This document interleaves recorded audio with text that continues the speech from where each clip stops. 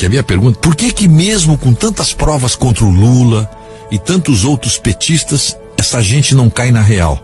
Como acontece, por exemplo, com os eleitores do Aécio Neves, que nunca mais votarão nele.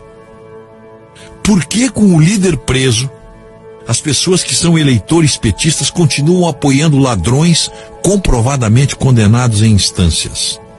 Em 2 instâncias no mínimo. Os estudiosos explicam com a imunização cognitiva.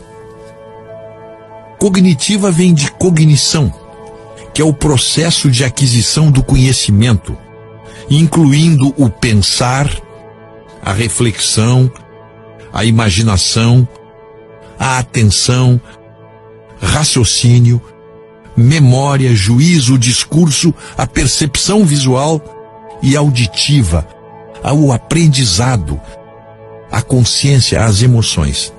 Envolve os processos mentais que influenciam o comportamento de cada indivíduo. A imunização cognitiva é um escudo que permite que as pessoas se agarrem a valores e credos, mesmo que fatos objetivos demonstrem que eles não correspondem à verdade.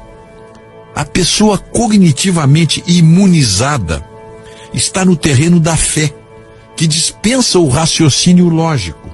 Para ela, argumentos lógicos não têm relevância.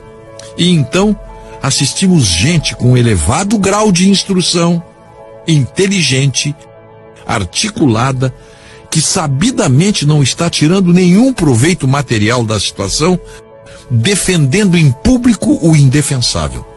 Mas como é que essas pessoas chegaram a esse ponto? Existem pelo menos 5 fases no processo de imunização cognitiva. Primeira fase: isolamento de quem tem opiniões contrárias, protegendo as suas ideias. A pessoa vai eliminando do seu convívio ou mesmo da sua atenção quem pensa diferente.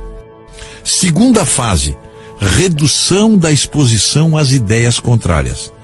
Passa a ler e ouvir apenas as opiniões na mesma linha dos seus credos. Nos estados totalitários, é quando a liberdade de expressão passa a ser ameaçada, e quando a imprensa perde a liberdade, e quando vozes dissidentes são caladas. E aí então, os processos educacionais adotam opiniões selecionadas com autores e textos cuidadosamente escolhidos para seguir apenas uma visão do mundo. Aqui eu abro um parênteses: a militância universitária, a lavagem cerebral nas escolas. Terceira fase: conexão dos credos a emoções poderosas. Se você não seguir aquelas ideias, algo de ruim vai acontecer. Lembra? Se você pecar, você vai para o inferno. Se você não votar nesse candidato, sua vida, suas economias, seus benefícios estarão em perigo. Quarta fase: associação a grupos que trabalham para combater ideias dos grupos contrários. Isso acontece não só na política, mas até mesmo na ciência, quando métodos de investigação científica focam nas fraquezas das teorias adversárias, ignorando pontos fortes. E a quinta fase: a repetição. Repetição, repetição, repetição. Cria-se um tema, um slogan, né, que materializa um determinado credo ou visão, que passa a ser repetido como um mantra, numa técnica de aprendizado. O grito "não vai ter golpe", por exemplo, não é uma criação espontânea, não é uma obra do acaso. É pensado, calculado, assim como é golpe, é golpe, é golpe. Assim como ditadura, ditadura, ditadura. Sua repetição imuniza cognitivamente as pessoas contra os argumentos a favor do impeachment, por exemplo. Os especialistas em psicologia das massas sabem que nossas mentes evoluíram muito mais para proteger nossos créditos do que para avaliar o que é verdade e o que é mentira. E os especialistas em comunicação constroem retóricas fantásticas, com a intenção de desviar o tema principal e, especialmente, imunizar cognitivamente os soldados da causa.